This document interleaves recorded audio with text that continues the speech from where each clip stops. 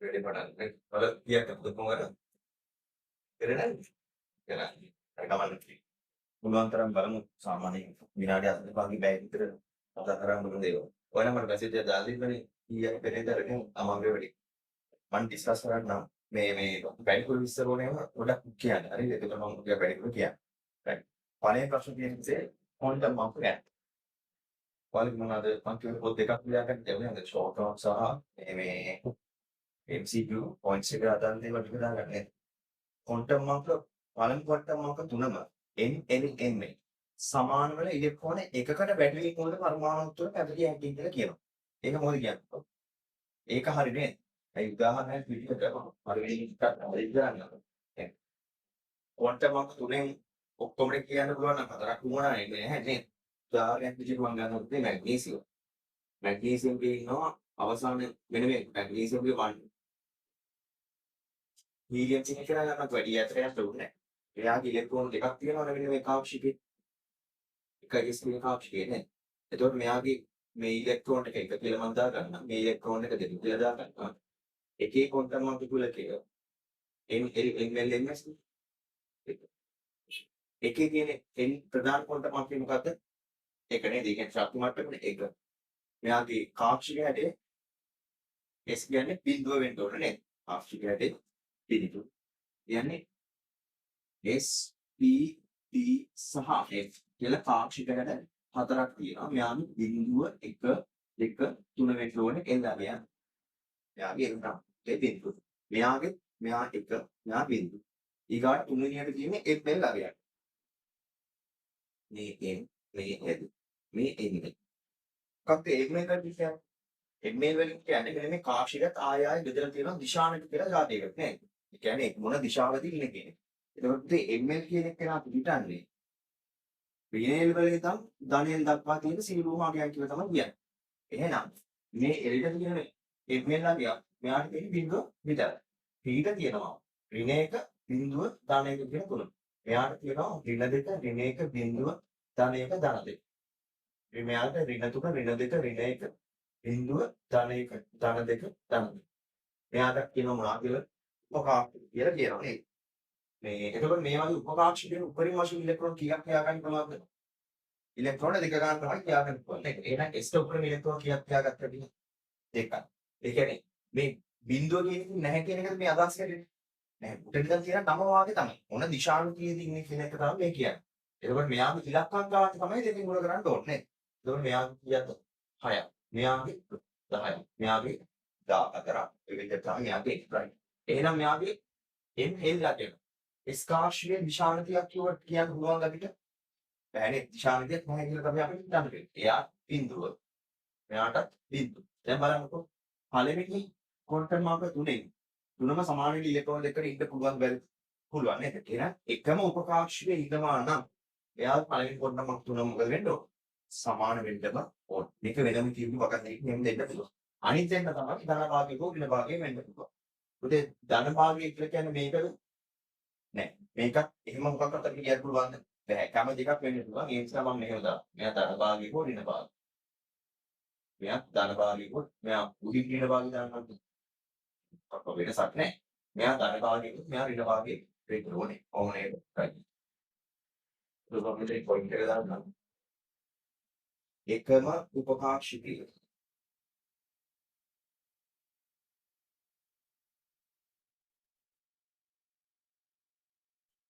අවතින ඉලෙක්ට්‍රෝන දෙක. පළමු ක්වොන්ටම් මාර්ග තුනම සමාන වෙනවා.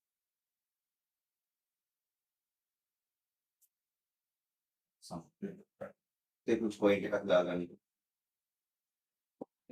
තේරෙන්නේ නැහැ නේද? ගොඩක්. එහෙනම් පළවෙනි වගන්තිය මේකේ හරි නේද? පළවෙනි වගන්තිය හරි.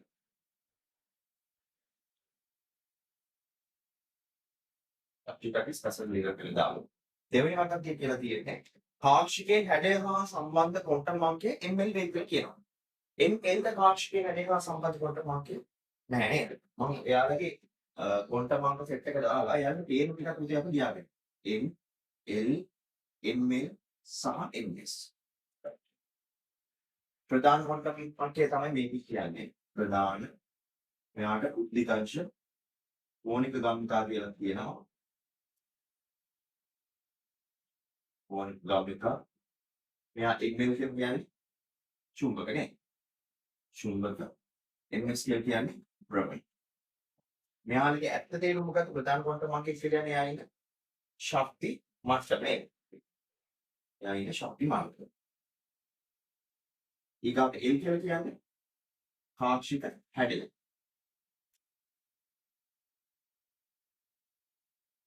පාක්ෂික හැඩය. ඊගාට ml කියලා කියන්නේ මම දැම්ම ලියන්නකො මම කියන ඕඩර් කියන පාර්ශ්ව බැලුවා මම දැන් ඔක්කොම කියන්න පුළුවන් මේකේ. ml කියලා කියන්නේ පාක්ෂිකයේ දිශාන උපපාක්ෂිකයේ දිශානතිය එහෙම නැත්නම් තියෙන උපපාක්ෂික ගණන කිව්වත් වැරද්දක් නෑ නේද? ඔය දෙකම මේකෙන් අදහස් කරනවා. උපපාක්ෂික දිශානතිය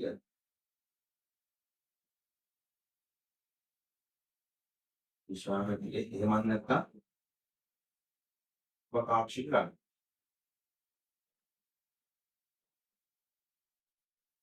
අන්තිමට භ්‍රමණ ක්වොන්ටම් මාර්ගය මොකක්ද කියන්නේ? උපපාක්ෂික ඉලෙක්ට්‍රෝන කීයක් වෙන වශයෙන් ඉන්නවද? දෙකක්.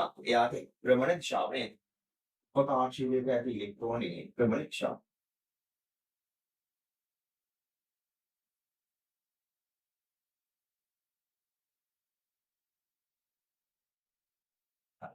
ඔන්නම දේවල් ටිකක් තමයි කියන්නේ.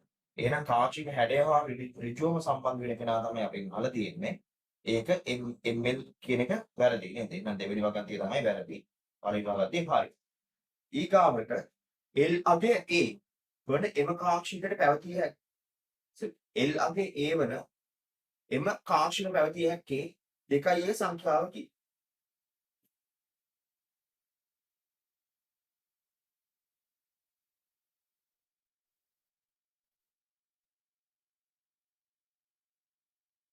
L අගය A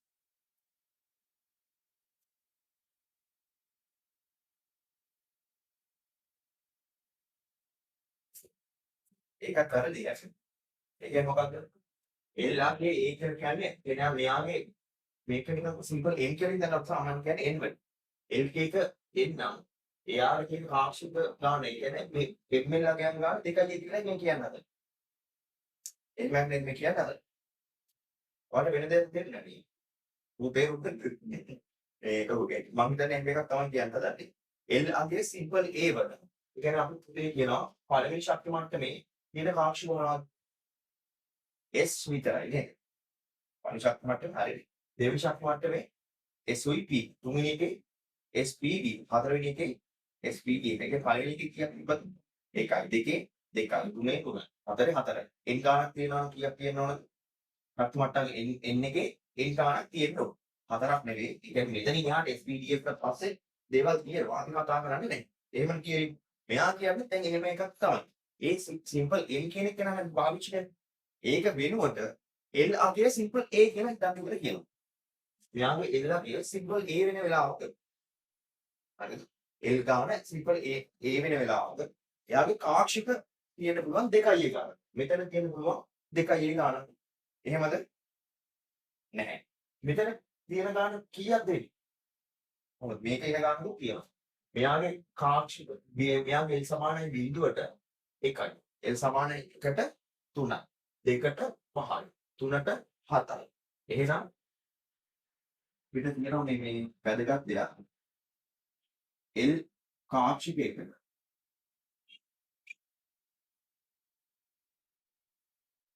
ඇති උපකාක්ෂික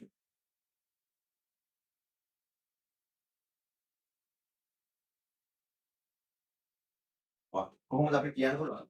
L සමානයි බිංදු ආදේශ කරුවොත් එකක් වෙන්න. L සමානයි එක ආදේශ කරුවොත් තුනක් වෙන්න. කොහොමද ඒක? 2L ධන 1 කියලා තමයි එන්න හරියට. 2L ධන 1 කියලා තමයි එන්න ඕනේ. මෙයා ඒක තමයි මම හිතන්නේ 2L සංඛ්‍යාව කියලා කියන්න හදන්නේ. ධන 1 කියන තියෙන්නේ. එතකොට ඔන්න තමයි ඒකත් වැරදි. චුම්බක කොන්ට මං කියලා මගේ කාක්ෂිකේ නෑ හරි වැරදි නේ. ඒකට සත්‍යකින් ලහලා දෙන්නේ 10ක් වෙන මේ ඉස්සෙල්ලා මම වරදොන. හරි. මම මේ වෙනුවෙන් ඊට කොහොමද වැරදි උත්තර දෙකක් දෙන්නේ. චුම්බක කොන්ට මං කියලා මගේ කාක්ෂිකේ භ්‍රමණ දිශාන්තිය පාවිච්චි මේ කියනවා. චුම්බකයේ කියන්නේ දිශාන්තිය භ්‍රමණ දිශාන්තියද? නෑ. භ්‍රමණ දිශාන්තිය කියලා කියන්නේ මෙන්න මේක නේ. භ්‍රමණ දිශාව කියන එක තමයි මේ දිශාන්තිය කියන්නේ. තවත් දිශාවක් කියන වචනය. ඒක හතරවෙනි එකත් වැරද්ද. එන්නේ යගේ ක්‍රමෙන් ආරෝහණය වන විට අනුකූල වලට ඉලෙක්ට්‍රෝන පිරීම අවබෝධ මූල ධර්මයට අනුකූල වේ. n වැඩි වෙන පිළිවෙලට අවබෝධයේ ඉලෙක්ට්‍රෝන පිරීම නැහැ නේද? ඒක වෙනස් වෙනවා කියලාමයි ඒක කියලා දෙන්නේ නේ. එහෙනම් ඒකත් ඇති. හතරක් ඇති. පහත් මම කව කියන්න මෙන්න මේක. පුතේ යම් ශක්ති මට්ටමක පළවෙනි ශක්ති මට්ටමක තියෙන උපකාශී ගණන් කියන එකට ඉන්නේ S විතරනේ. එයාට එන්නේ එකක්. දෙවෙනි එකට මෙයයි හතරයි නේද? තුනට මේ හතරයි මේ පහයි 9යි. හතරට මේ 9යි මේ 7යි 16යි නේද? ඒ කියන්නේ එකට 1යි මම කියන කතාව පැහැදිලි නේද? එකට 1යි දෙකට 4යි තුනට 9යි හතරට 16යි. එහෙනම් n කියන ශක්ති මට්ටමට උපකාක්ෂ කීයක් තියෙනවද? n වර්ගයක් තියෙන්න ඕනේ. ඒක තවත් පොයින්ට් එකක්. මම වෙනම දාන්නම්. n දුක ශක්තිමාන. sorry n ශක්තිමාන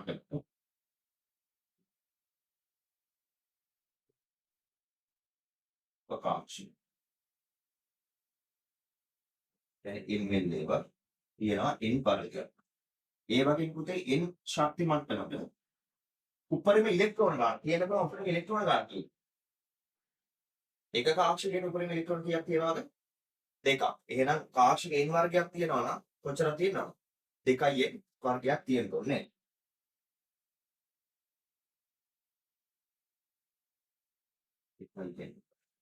ඔන්න හොතේ. ඔයාලගේ ෂෝට් නෝට් බුක් එකේ මෙන්න මෙතනින් පටන් කොන්ටම් මාක් කියලා දාලා මම ඒකේ තවත් චූටි දේවල් ටිකක් කියන්න තියෙනවා. ඉක්මනට දාගන්න. ඉස්සෙල්ලා මේ හතර ලියලා න්යායෙ තේරුම් ටිකක් ගාවිල් දාන්න.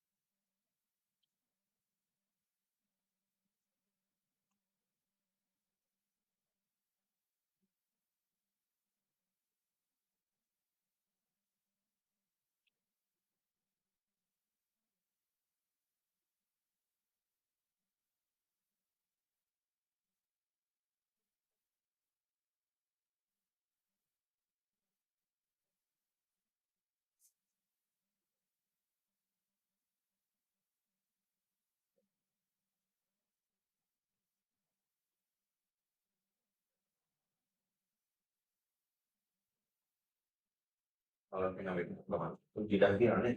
මම තව කුස්තියක් කියන්නම්. මෙයාට එන්න ඕනේ අගයන් සෙට් එක කියනවානේ. අගයන් ගන්න. එතකොට පුතේ එන්න ඕනේ අගයන් මොනවද? බිංදුව වෙනවද? නැහැ. 1 2 3 4 කියලා පූර්ණ සංඛ්‍යා විතර නැන්නේ නැහැ.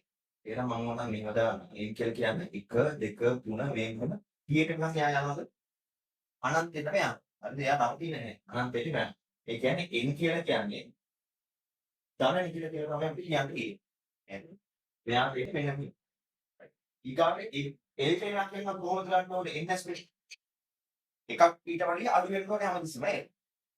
L කියන එක නා උඩයි හෝ සමානයි n ඍණ 1. දැන් ඊගාට මේ ක්වොන්ටම් අංක වලින් දෙන්න ප්‍රශ්න කරන්න. මෙන්න මේ ක්වොන්ටම් අංක කුලක සෙට් එකක් දීලා මේක විය නොහැක්කේ කවුද කියලා අහන්න. එහෙම නේද? ඒක හැමදාම මොකක්ද වෙන්නේ? ඔක ಜಾති දෙකයි දෙන්න පුළුවන්. මෙයත් එක වෙලා මෙතනත් එක වෙලා. කියන්නේ nට l සමාන වෙන උත්තරයක් තියෙන්න පුළුවන්. එහෙම වෙන්න පුළුවන්ද කවදාවත්? බැහැ. ඇයි ඒ? මෙයා n ඍණ 1කට තමයි උඩයි හෝ සමාන වෙන්න ඕනේ. එහෙම නැති n ඍණ 1කට තමයි උඩයි හෝ සමාන වෙන්නේ. හරිනම් මෙන්න මෙහෙම දැම්මත් කිසි ප්‍රශ්නයක් නැහැ. එහෙම දැම්මොත් දැන් එකට වඩා අඩු කිව්වොත් එහෙම කොහේද අපි සමාන වෙන්නේ කියලා කියන්න බෑ දිනේ නේද? ඒක නිසා තමයි n එකට සමානයි කියන තැනින් පටන් අරගෙන තියෙන්නේ. තේරුණාද? එහෙනම් ක්වොන්ටම් අංකය දෙක නම් උට L කියන එක්කෙනා දෙක වෙන්න පුළුවන් කිසි වෙලාවක බෑ. 0.1 විතරයි වෙන්න පුළුවන් නේද? n කියන එක්කෙනා තුන නම් 0.1 දෙක විතරයි වෙන්න පුළුවන් නේද? එහෙනම් කිසිම වෙලාවක L මෙන්න මෙහෙම විය නොහැක. මෙන්න මේක තමයි ප්‍රශ්නේ අහන කතාව නේද? කිසිම වෙලාවක ඒක වෙන්න දෙයක් නැහැ. right. ඊගාවට ඔය ප්‍රශ්නේ දෙන්න පුළුවන් ඊගා පිටි. ඔයාලට මේ මම කියන කතාව තාත් ප්‍රශ්න කරලා උදේ පැහැදිලි. එන්වෙන් කියන එක නෑ එන්නේ නේද? ඍණ L සිට එන්නගේ එනාගියා. ඍණ L වලින් ඉඳන් ධනයෙන් දක්වා බිඳුවත් එක්ක තියෙන සීලක සංඛ්‍යාව. එහෙම නේද? ඍණ L වලින් ඉඳන් ධනයෙන් දක්වා බිඳුවත් එක්ක තියෙන සීලක සංඛ්‍යාව. ඒ කියන්නේ මෙන්න මේ ටික තමයි ලියලා තියෙන්නේ. ඒක අහන්නේ ඊගාවට. දැන් මේ ටික හරියට කියලා ආයෙත් උත්තරේ වැරදි කියලා පෙන්නන්න හදන එකේ තමයි L කියන එක නා දෙක කියලා දෙනවා. M කියන එක නා තුන මාර්ග ඉලක්කමක් දෙනවා. නැත්නම් ඍණ තුන මාර්ග ඉලක්කමක් දෙනවා. ඒ මෙතන ඉලක්කම ඉක්මවා ගිය ඉලක්කමක් දෙනවා. හරිද? ඒකයි එහෙම තමයි වෙන්නේ. ඔයාලට හම්බෙලා තියෙනවා නේද එහෙම? මම කියනවා මම කියන්නේ මතක් වෙනවා. මේ උදේ අපි පේපර් එක ඩිස්කස් කරා. මේ තේරුණාද? කිසිම වෙලාවක ML එල්ල ඉක්මවා යන්න විදියක් නැහැ. හරිද? ඔව්. ML එල්ල ඉක්මවා යන්න විදියක් නැහැ. සාමාන්‍ය ওই විදියට තමයි දෙන්නේ. මෙයා කවදාවත් දන්නවා කියනවා කියන එක වෙනස් වෙන්නේ නැහැ නේද? හරි. ඔය විදිහයි. මෙයාගේ ඉස්සරහින් මෙයාට පුළුවන් දාන්න ගන්න පුළුවන් කවිය ධනභාගිය ක්‍රම ඉන්නවා. almost පරිවාදී තමයි මේ කතාව.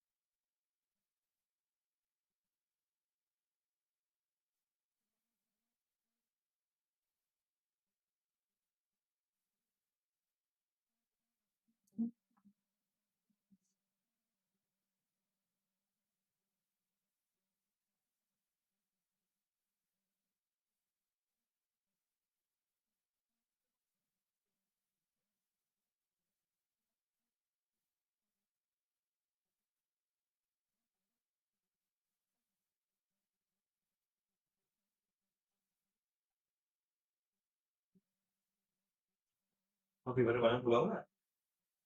පළවෙනි උත්තරය ආවා. පළවෙනි ප්‍රශ්න උත්තරය ආවා. නිකන් බලන්න ඔයාලට දන්නේ නැවුම් තියෙනවා. දෙවෙනි එකෙන් බලන්න.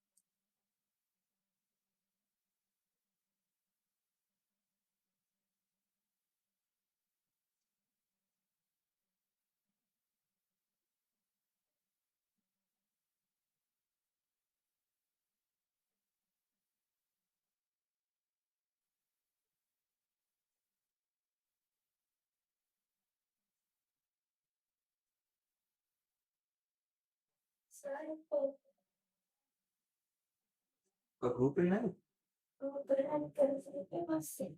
ඊට පස්සේ ෂෙයාර් කරන්න. ඔය ෆෝන් එක තියෙනවා.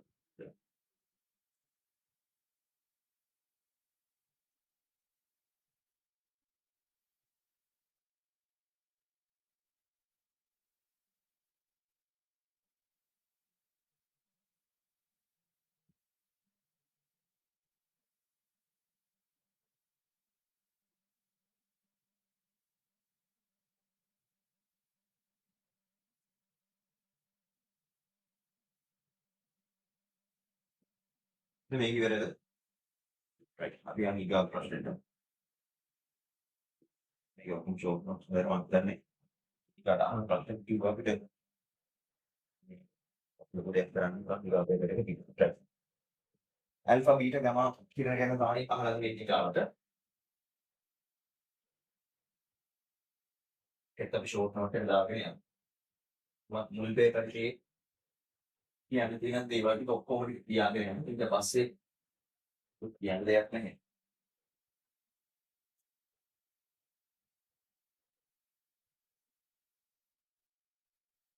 ඇල්ෆා බීටා උතේ ඇල්ෆා බීටා ගාමා කියලා කියන්නේ මොනවද? මේ විකිරණශීලී මූලද්‍රව්‍ය වලින් නිපද වෙන දේවල් නේද? කවුද මේ ඇල්ෆා බීටා ගාමා හොයාගත්තේ? Ernest Rutherford. රයිට්. රදර්ෆර්ඩ් තමයි මේවා හොයාගත්තේ. මෙයා පළවෙනි එකම මෙයා සමාන වන්නේ කාටද කියලා දැනගන්න ඕන. ඇල්ෆා කියන එක නා සමාන වන්නේ කාටද? හීලියම් නෂ්ටයට තමයි සමාන වෙන්නේ. හීලියම් නෂ්ටය. හීලියම් නෂ්ටය කියලා කියන්නේ හීලියම් 2 ප්ලස්. හීලියම් නෂ්ටය. බීටා කියන එක නා සමාන වෙන්නේ කාටද?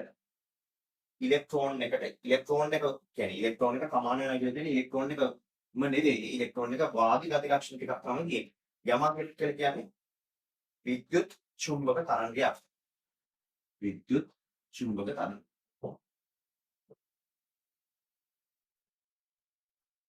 දැන් එන ගැමාට විශේෂයෙන්ම විද්‍යුත් චුම්බක තරංග කියන ලිව්වනම් ඇල්ෆා බීටා විද්‍යුත් චුම්බක තරංගද නැහැ. අන්න ඒක නිතරම අහන ප්‍රශ්නයක්. හරිද? කොච්චර කිව්වත් ඒකත් ඒ වර්ධන දෙයක් තමයි මෙයාලා විද්‍යුත් චුම්බක තරංග නෙවෙයි. තරංග නෙවෙයි. හරි. ආලෝක ප්‍රවේගයෙන් යාට යන්න දෙයක් නැහැ. ඊගාවට පුතේ මෙයාගේ ආරෝපණය සහ ස්කන්ධය. ආරෝපණ. ඊට ස්කන්ධය. අපි මේක ඔක්කොම කතා කරන්නේ සාපේක්ෂ ආරෝපණ සහ සාපේක්ෂ ස්කන්ධ. ආරෝපණ කීයද මෙයාගේ? හීලියම් නෂ්ටය වගේ නම් තියෙන දෙක දරණක් තියෙන. දර දෙක තමයි මෙයාගේ ඉන්නවා. මෙයා ඉලෙක්ට්‍රෝන එක වගේ යන ආරෝපණය කීයද? ඍණ එකයි. ගාමා විද්‍යුත් චුම්බක තරංගයක්. අපේ ඉරේලිය වගේ යන ආරෝපණය කීයද? බිඳුව ආරෝපණයක් කියන විදියක් නැහැ නේද? හරි. ස්කන්ධය ගත්තාම ඇල්ෆාගේ ස්කන්ධය කොහමද? හතරක් තමයි තියෙන්නේ. right? මෙයාගේ බීටා එකයට 1740ක් ආසන්න වශයෙන් බිඳුවයි කියලා සමහර වෙලාවට කියනවා. මෙයා ආසන්න වශයෙන් බිඳුව. මෙයාගේ බිඳුවයින් තමයි දිවේලිය බරක් මොකක්වත් එන්නේ නැහැ. මෙයාගේ අපි අංකණයක් දානවා. අංක. ඒ කියන්නේ පුතේ අපි ලියනවා මේ නියුක්ලියර් රියැක්ෂන් නැත්නම් රශ්මික ප්‍රතික්‍රියා කියලා જાතියක් තියෙනවා. ඒක විකිරණශීලී කට්ටිය ලියද්දි ලියන දෙයක් තියෙනවා. ඒක මෙයාගේ පරමාණු ක්‍රමාංක ස්කන්ධ ක්‍රමාංක දාලා ලියා ගන්න ඕනේ. එතකොට ඇල්ෆා කියන එකේනාගේ පරමාණු ක්‍රමාංකය කොහොමද දෙන්න ඕනේ? 2යි. නේද? පරමාණු ක්‍රමාංකය 2යි. ස්කන්ධ ක්‍රමාංකය 4යි. බීටා කියන එකේනාගේ ස්කන්ධ ක්‍රමාංකය කියන ගන්න. මේකනේ ස්කන්ධය. එතකොට එක යට 1740 දාන්නේ නැහැ. බිඳුවකට තමයි දාන්නේ. ඒ නිසා තමයි මේ බිඳුවට සමාන වෙනවා කියලා කියන්නේ. මෙයාගේ දැන් ප්‍රෝටෝන තියෙනවද? පරමාණු ක්‍රමාංක කියන්නේ ප්‍රෝටෝන තියෙනවද? නැහැ.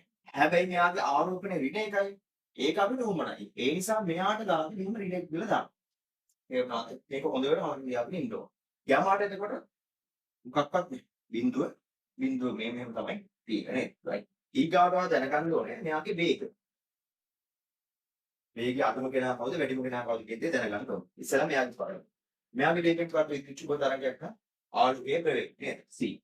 ඊගාට මෙයා කොහොමද ආලෝක ප්‍රවේගය යන්න පුළුවන් මේ දෙන්නෙන් කාටවත් බෑ. මෙයා සාමාන්‍ය 100ට නිකන් හරීම කියන විදිහක් නෑ. 190 95 c වලින් වාගේ තමයි යන්නේ. මෙයා සාමාන්‍ය 100ක් විතර නැත්නම් 105ක් විතර c වලින් තමයි යන්නේ. පැහැදිලිද? එතකොට වේගය කොහොමද ඇවිල්ලා තියෙන්නේ? මේ විදිහට තමයි වේගය ඇවිල්ලා තියෙනවා. මෙතනක් දාන්න ඇල්ෆා බීටා ගාමා. කොහොමද වේගය ඇවිල්ලා තියෙන්නේ? හරි. ඊගාවට තව කියනවා මොකද විනිවිද යාමේ හැකියාව තියෙනවා. නැත්නම් ඊගාවට තව මොනවද තියෙන්නේ? අයනීකරණ හැකියාවක් තියෙනවා. නාම දෙකක් අපිට ගන්න පුළුවන්. අයනීකරණ හැකියාව.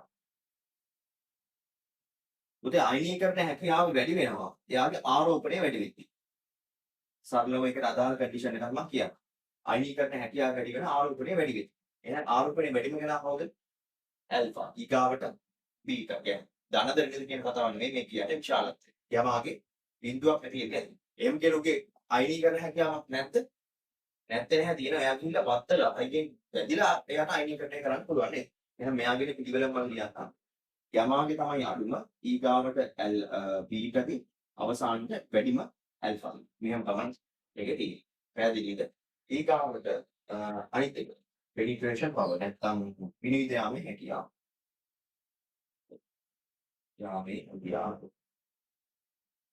එහෙනම් විනිවිද යාමේ හැකියාව වැඩි වෙන්නේ එයාගේ සයිස් එක මොකක් වුණොත් ස්කන්ධය. අන්න සයිස් එක කියලා කියන්නේ ස්කන්ධය කියලා කියන්නේ එකිනෙකාට සම්බන්ධ පද දෙකක් නේද? එහෙනම් මෙයාගේ ස්කන්ධය අඩු වෙන්න ඕන. එහෙනම් විනිවිද යාමේ හැකියාව වැඩිම කෙනා කවුද? ගාමා. අඩුම කෙනා ඇල්ෆා නේද? Alpha beta gamma. right. පුතේ ඇල්ෆා කියන එක්කෙනාට යන්න පුළුවන් නිකන් වාතයේ අතහැරියොත් සෙන්ටිමීටර 4ක් 5ක් විතර වගේ තමයි යන්න පුළුවන්. හරිද? ඒ කියන්නේ මෙයා කොලයකින් පව නවත්තන්න පුළුවන්. බීටා කියන එක්කෙනාට ඊටත් වඩා චුට්ටක් යන්න පුළුවන් සෙන්ටිමීටර 30ක් විතර යන්න පුළුවන්. එයාම නවත්තන්න නම් අර ඉතාලම තුනි ඇල්මිනියම් ෆොයිල් එකක්. අර කෑමෙම අර කෑම පෙට්ටිය තියෙන අන්න ඒ වගේ ඇල්මිනියම් ෆොයිල් එකක් වගේ දෙන්න නවත්ත ගන්න පුළුවන්. මෙයා මෙහෙම අත තිබ්බත් අතවත් පසාරු කරගෙන යන්න විදියක් නැහැ. අත කියලා කියන්නේ නිකන් මේ ආල්ගෝ පිච් එකක් නේ. යමා කියන එක්කෙනා විද්‍යුත් චුම්බක තරංගයක්. එයාට සාමාන්‍යයෙන් ටික දුරක් යන්න පුළුවන්. සාමාන්‍ය කිලෝමීටර් කිහිපයක් යන්නත් පුළුවන්. ගැටලුවක් නැතුව. මෙයාම හොඳට ෂුවර් එකකට නවත්තන්න මොනවද කියන්න ඕන. ලෙග් කුක්කියක් කියලා කියන්න ඕන. හරිද? මෙයාව නවත්තන්න පුළුවන් කට්ටිය තමයි කියන්නම්. මෙයා කොලේකින් නවත්තන්න පුළුවන්. මෙයා යන්න පුළුවන් නිකන් සෙන්ටිමීටර 5ක් විතර. මෙයා තුනි ඇල්මිනියම් තහඩුවක්. මෙයාට සෙන්ටිමීටර 30ක් විතර යන්න පුළුවන්. මෙයා ලෙග් කුක්කියක්. මේකේ මෙයාට පුළුවන් කිලෝමීටර් කිහිපයක්. ඔන්න උගයි. මෙයාගේ එන්නේ. හරි. අපි ෂෝට් නෝට් කොටස් මෙන්න මේක දාගන්න. දාගන්න.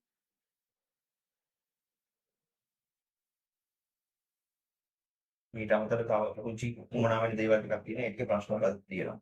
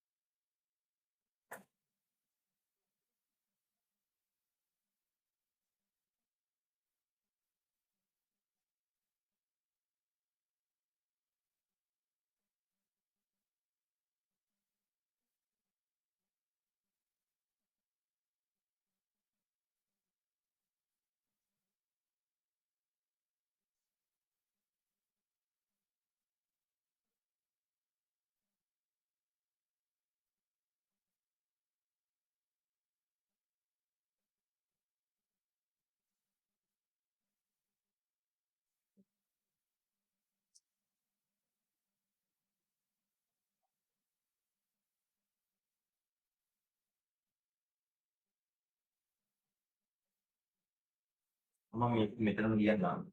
තව එකක් මේ කියන්නේ දෙක කරා විතර ඉන්නේ. උදේ අයනීකරණ හැකියාව වැඩි වෙනවා කියෝනේ ආරෝපණය වැඩි වෙන්නේ. එතකොට ආරෝපණය වැඩි නිසානේ යා ඒක අයනීකරණය වෙන්න හදන්නේ. ඒක තමන්ගේ ආරෝපණයට මොනවා කරගන්නද මේ හදන්නේ? තියාගන්නත් නැති කරගන්න. නැති කරගන්න හදන කිසිඳ තමයි ආරෝපණය මෙයා මේ අයනීකරණය කරන්න වෙන්නේ. හරිද? ඇල්ෆා කියන එක කෙනාගේ දෙක දන්නේ නැති කරගන්න තමයි අයනීකරණය කරගන්නේ. ඇල්ෆා කියන එකේ හීලියම් නෂ්ටයනේ.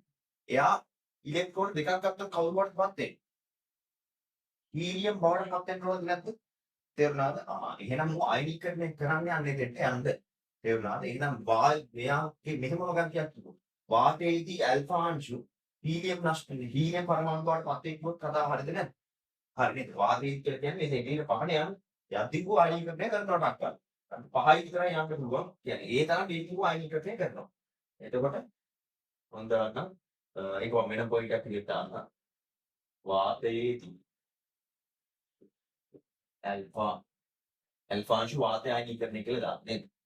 ඇල්ෆා අංශු වාතය අයනීකරණය කරන.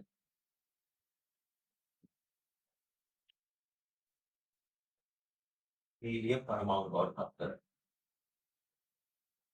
බවට පත්. ඇල්ෆා ධන දෙකයි ඉලෙක්ට්‍රෝන යනවා හීලියම් එකයි. sorry.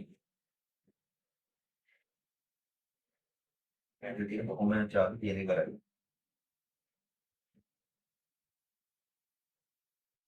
මම රිනෝගනික් කරලා කියලා දෙනවා. හරි මේකේ යද්දී. තාමත් එක්කම චාර්ජ් ප්‍රශ්න මේක.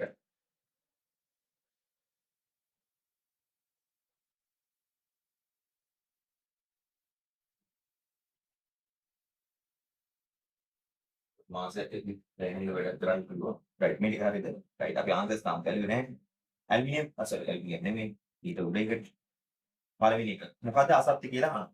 ඇල්ෆා කියන වාතයේදී හීලියම් අණු සාදයි කියලා කියනවා. ඒක හරිය නේද? පළවෙනි වගන්ති හරි. බීටා කියන නෂ්ට විතර ආකර්ෂණය වෙයි. එහෙම වෙන්න පුළුවන්ද? බීටාගේ ආරෝපණය මොකක්ද? ඍණ. එහෙනම් නෂ්ටි කියන්නේ මොකක්ද? ධන. එහෙනම් ඒවා ආරෝපණය මේ කියන්නේ ආකර්ෂණය වෙන්න ඕනේ. ඒවෙම කියන්නේ නැහැ. ඒක දැන් ඕටෝට එකට අදාළ දේවල් නෙවෙයි නේ. ධන ඍණ කියන කතාව අපිට තේරෙනවනේ. රන් පත්‍රයක් තුළින් ගමන් කිරීමේදී ගැමා ප්‍රකිරණය වෙයි. මොකද ප්‍රකිරණය වෙනවා කියන්නේ? හැරෙනවා කියන එක තමයි කියන්නේ. හරි ප්‍රකිරණය වෙනවා කියලා කියන්නේ හැරෙනවා. වැදිලා හැරෙනවා කියන කතාව තමයි කියන්නේ. රන් පත්‍රයක් තුළින් ගමන් කරද්දී ගැමා ඇල්ෆා ප්‍රකිරණය වෙනවද? ඇල්ෆා වෙනවා. ගැමා ප්‍රකිරණය වෙයි. නෑ ගැමා වෙන්නේ නෑ. ඇයි? ඌ හැම එකම පහසු කරගෙන යනවනේ. අන්න ඒක නිසා තමයි වෙන්නේ නැත්නම්. හරිද? ඒක නිසා ඒක වැරදි. ප්‍රෝටෝනයක ඊ බෙදීම ඒක තමයි මම දාන්න බැරි right. ප්‍රෝටෝනයක ඊ මම ඊකටම තමයි මේ අවදි ඔයාලට ඉන්න තියෙනවද දන්නේ නැහැ. ප්‍රෝටෝනයක ඊ බෙදීමේ අනුපාතය කැතෝඩ කියන අංශුවක ඊ බෙදීම අනුපාතයට වඩා කුඩායි කියලා කියනවා. ප්‍රෝටෝන ඉලෙක්ට්‍රෝන කැතෝඩ කියන්නේ ඉලෙක්ට්‍රෝන නෙවෙයි. ඊළඟ ආරෝපණයේ ස්කන්ධය. ප්‍රෝටෝනේ ආරෝපණය කියලා ධන එකයි ස්කන්ධය එකමයි නේද? මෙයාගේ ආරෝපණයේ ඍණ එක තමයි මේ ප්‍රශ්නයක් නැහැ. මෙයාගේ එක යට 1740. මෙයාගේ ඊ බෙදීමෙන් කොහොමද උදේ එකයි? එක බෙදීමක් කියන්නේ එකයි. මෙයාගේ ඍණ එක බෙදීම ඍණ 1740 කියන්නේ ඍණ 1840. මේ ඍණ කියන්නේ මොකද්ද? මෙයාට වඩා අඩුයි කියන එක නෙවෙයි. අපි ඊ බෙදීමෙන් අනුපාතය ගන්න මෙයාගේ විශාලත්වය විතරයි. මේ ධන සහ ඍණ කියලා කියන්නේ ශේෂ්ත්‍රයේ තියා හැරෙන දිශාව. ශේෂ්ත්‍රයේ හැරෙන දිශාව. දැන් මේක හැරෙන පැත්තක් කියන්නේ නැහැ නැත්තම් කියනවා. ඒක කොහොමද කියන්නේ? ලෝකේ හැමදේම අර්ථ දක්වන ධන කෙනා. හරිද? ලෝකේ හැමදේම අර්ථ දක්වන ධන කෙනාට. එහෙනම් මෙයාට විරුද්ධයි කියන එක තමයි මේක කියන්නේ. එහෙම නේද? ප්‍රවේගයේ ධන දිශාව මෙහෙම නම් නැත්තම් ඍණ දිශාව එතකොට පැත්ත මාරු වෙනවා කියන දේ නේද අපි ඉගෙන ගන්න. එතකොට ධන කියන එකෙන් කවදාවත් දුක දුක යන උතුරු පැත්තට එහෙම කියන්න කවදාවත් කියලා කියනවා නැහැ නේද? එහෙනම් පුතේ අර්ථ දක්වන සෑම හැමතිස්සෙම ධන කෙනාට මෙයාගේ ඍණ එකෙන් කියන්නේ එයාගේ දිශාව විතරයි. මම ඒකත් ගන්නවා. ඊළ මගින් දිශාව දැක්කේ.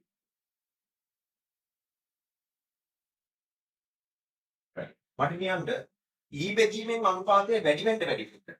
ශේෂ්ත්‍රයේදී අපගමනය වෙන කෝණය මොකද වෙන්නේ? අඩු වෙනවද වැඩි වෙනවද?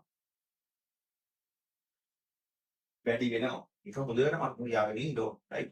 ඊ බෙදීමෙන් අනුපාතය ළමද කරන්නේ. ඉලෙක්ට්‍රෝනය කියලා කියන්නේ ප්‍රෝටෝනයන් සාපේක්ෂව බර කියන එක නම් නොසේ වේදන පුඩයි. හැබැයි ආරෝපණය සමානයි දෙකේ. නේද කියලා. ධනයිකයි මාරු වෙන බව ඇත්ත. ආරෝපණය විශාලත්වය සමානයි. එහෙනම් ඔයා මේ ස්කන්ධයෙන් විතරක් සංසන්දනය කරන්න පුළුවන් නේද?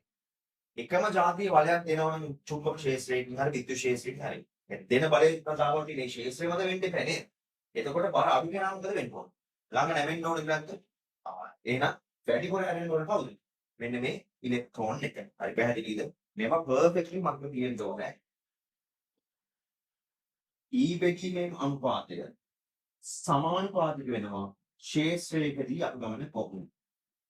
ක්ෂේත්‍රයකදී සිදුවන අපගමනය නැත්නම් ක්ෂේත්‍රයකදී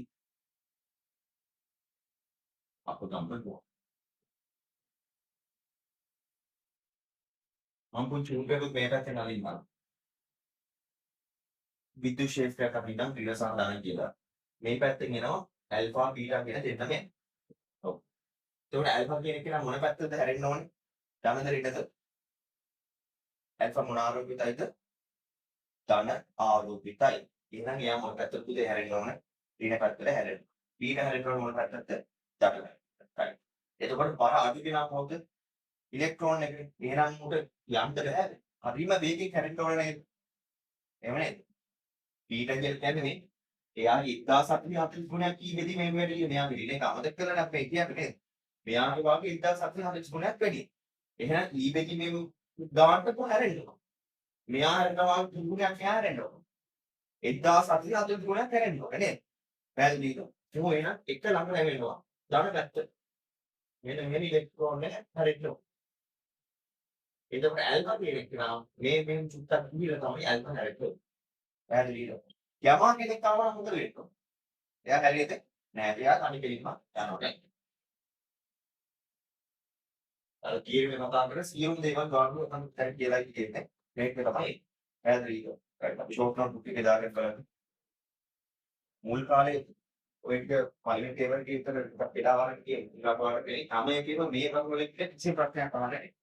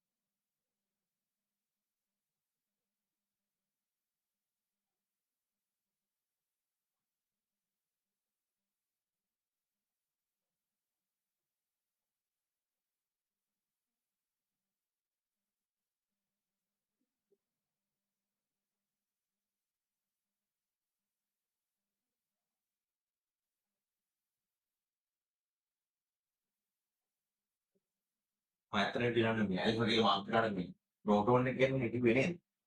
ඇල්ෆා දැම්මොත් ඒක මොකද වෙන්නේ? මම නිකන් අපිට දැක්කත් ඇල්ෆා දාලා කියන්නකො. ඇල්ෆාගේ ආරෝපණය කීයද? ධන 2යි. එයාගේ ස්කන්ධය 4යි. එහෙනම් මෙයාගේ කීයද? භාගයක් කියලා දෙන්න ඕන. මේක විදිහම මේකනේ. එහෙනම් ඇල්ෆාටත් වඩා හොඳට ප්‍රෝටෝන් එක හැදවද නැද්ද? අයයන් අපි එහෙනම් අපි ප්‍රෝටෝන් එකක් කියන්නේ අරකට ප්‍රෝටෝන් එක එහෙනම් මෙන්න මේ වැලිය මේ වාගේ හරියකින් එහෙනම් හැරෙන්න ඕනේ නේද? තේරුණා? කවදාවත් කියන්නේ මේ ප්‍රශ්න අහලා නැහැ. ඇල්ෆා ප්‍රෝටෝන දෙන්න ඇඳ අදිලා ගන්න හරි. හරි ඒක කාරණේ. තවත් මොනවද දාන්නම්. ඊබෙදී මෙතෙන් අනුපාතය අතුබ ඉලෙක්ට්‍රෝන එකේ ඊගාවට ප්‍රෝටෝන් එකේ ඊගාවට ඇල්ෆා.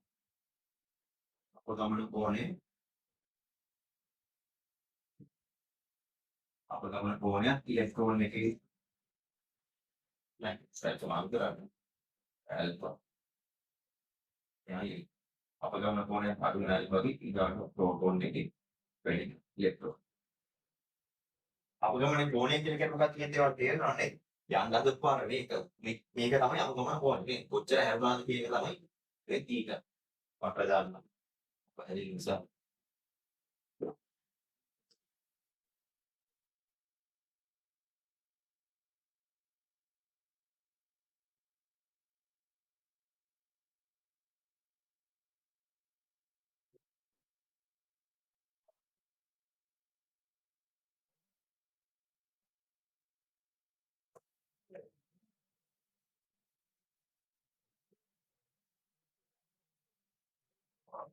හරිද? ඊගාටපතේ පස්වෙනි එකේ තියෙනවා සෑම නියුක්ලියයිඩ් එකකම ප්‍රෝටෝන අඩංගු වේ. ඔන්න ඔකත් අර පළවෙනි පාඩමින් අහන ප්‍රශ්නයක්. නේද? වචන දෙකක් තියෙනවා මොකක්ද? නියුක්ලියයිඩ් සහ නියුක්ලියෝන කියලා තියෙනවා. නියුක්ලියයිඩ් කියන කාටද? නෂ්ටිය කියන වචනේ. හරිද? නියුක්ලියෝන කියලා කියන්නේ ප්‍රෝටෝන සහ නියුට්‍රෝන වලට. රයිට්. ඒ වචන දෙකක් ලියාගන්න. නියුක්ලියයිඩ් කියලා ගහලා දාගන්න. නියුක්ලියයිඩ් කියලා කියන්නේ නෂ්ටියට කියන නෂ්ටියට නියුක්ලියෝන කියලා කියන්නේ නෂ්ටියේ ඇති අංශු.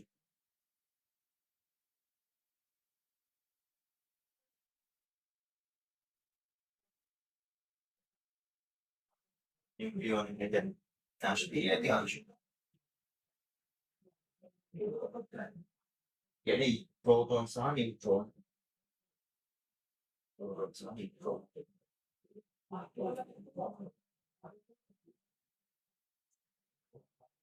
එහෙනම් මෙන්න මේ ඇල්ෆා කිරණයට මට කියන්න පුළුවන් අනිත් නම මොකද්ද? හීලියම් මොකද කියලා කියන්න පුළුවන්. නියුක්ලයිඩ් එක කියලා කියන්න පුළුවන් නේද? ඒකත් රත් වෙන්නේ යාන්තාවේ. මොහොම මෙයාගේ ප්‍රශ්න ටික අහන්න. ඇල්ෆා කියන්නේ හීලියම් නියුක්ලයිඩ්. ඔතනම දැම්මත් කමක් නැහැ. ඇල්ෆා කියන්නේ හීලියම් නියුක්ලයිඩ්.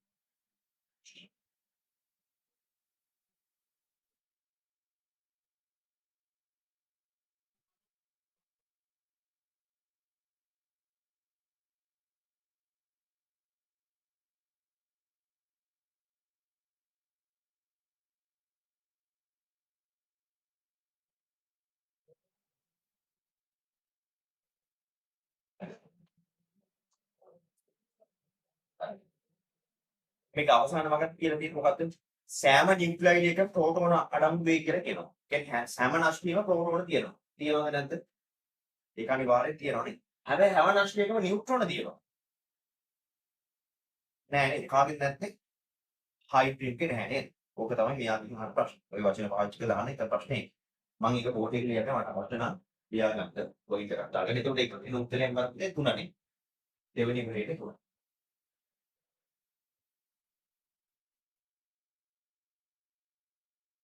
ඊට තියෙන සියලුම දේවල් කියලා තියෙන්නේ. කිසිම දෙයක් වෙලා නැහැ. ඊට. හරි. ඊගාට ඔය ඉනෝවේටිව් ප්‍රශ්නයක් කියනවා. ඒකත් මම කියලා දෙන්නම්. ඔයාලා ඉනෝවේට් දන්නේ නැහැ කියලා ඉඳලා මේ මේක පමණක් කියලා දාන්න එපා. පාඩම් කරගන්න. දැන් ඔයාලට පාඩම් ඉගෙන ගන්න එක තාම හොඳ දෙයක් ඒකට.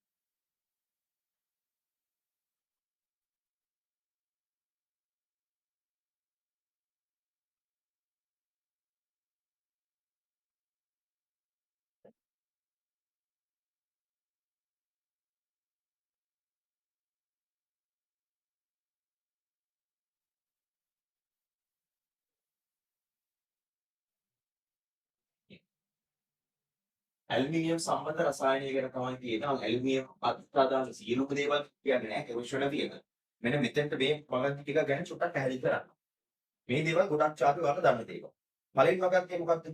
S ගුණයේ මූලද්‍රව්‍යයන් වලට වඩා ප්‍රතික්‍රියාශීලීත්වය වැඩි. S ගුණ කියන්නේ මොකක්ද? පළවෙනි කාණ්ඩයේ දෙවෙනි කාණ්ඩයේ නේද? එතකොට ඇලුමිනියම් කියන එක ප්‍රතික්‍රියාශීලීත්වය වැඩි. නෑ. ඔයාලා දන්න වැඩි ඇලුමිනියම් පුටුවේම තියෙනවා. ඇලුමිනියම් වලින් මේ ජනෙන් නම් මේ වහතන්න ඇලුමිනියම් වලින් නෙමෙයි. S ගුණයේ මූලද්‍රව්‍ය වලින් හදන්න පුළුවන්. ඒ බෑ තිබ්බොත් දෙන්න කිලි ගන්නවා නේද? අයි වාතේ නිරාවරණය කරන්න බෑ. එහෙනම් S ගුණයේ කට්ටියට වඩා ඇලුමිනියම් අනිවාර්යෙන් මොකද වෙන්නේ? ප්‍රතික්‍රියාශීලීත්වයෙන් අඩුයි. ඒ කියන්නේ ඇලුමිනියම් වලින් හදපු අපි දැන් කෑම හදන වාදන පවා තියෙනවා නේද? හරිද? එතකොට පළවෙනි බලන්න. පළවෙනි පොයින්ට් එක දාගන්න පුතේ ෂෝට් නෝට්බුක් එකේ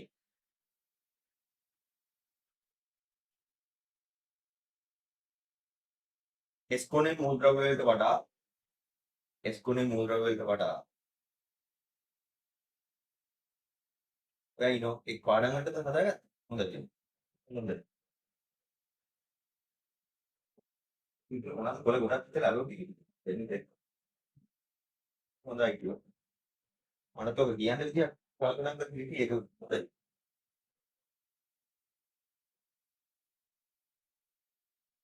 S කොනේ මූලද්‍රව්‍ය වලට වඩා ඇල්කීමේ ප්‍රතික්‍රියාශීලීත්වය අඩුයි.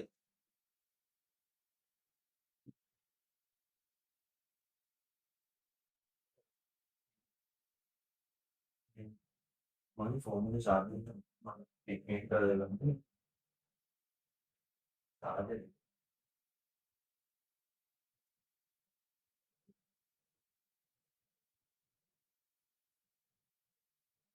right. හරිද? පුතේ ඇලුමිනියම්ගේ තියෙනවා හරිම විශේෂ ගුණයක්. ඔයාලට හම්බෙලා ඇති O level කාලේ මම කියන්නේ මතක් කරගන්න. මේ දැන් අපේ ආවර්තයාවක ඉන්නවා ලෝහ තියෙනවනේ. වැඩි භාගයක් ඉන්න ලෝහ. ඊයට නිකන් අකුපක් තිබුණ ලෝහ. ඊගාට අලෝහ සෙට්ටයක් තියෙනවනේ ලකුණු පැත්තේ. නේද? ඊගාට තමයි ලෝහ කිව්සාතෙන් කිව්වමද? අර බෙරල් මොනේ කවුද? බෙර්ලියම් නේද? සිලිකන් වල වෙන දන්නේ නැහැ නේද? ජර්මනියම් ආය කට්ටියක් තියෙනවා. හරි. ලෝහ කියලා කියන්නේ මොකක් වෙන්නද දෙක තේරුම? ලෝහ ගුණයි අලෝහ ගුණයි කියන දෙකම. ලෝහ ගුණයි අලෝහ ගුණයි කියන්නේ මොකක්ද කියන්නේ දැන් හිතන්න වෙන්නකො. හරි. ඊට තව જાතියක් තියෙනවා උභය ගුණී ලෝහ කියලා තියෙනවා. ඒ උභය ගුණී මූලද්‍රව්‍ය නැත්නම් උභය ගුණී ලෝහ කියලා. වචන ලියන. ඒ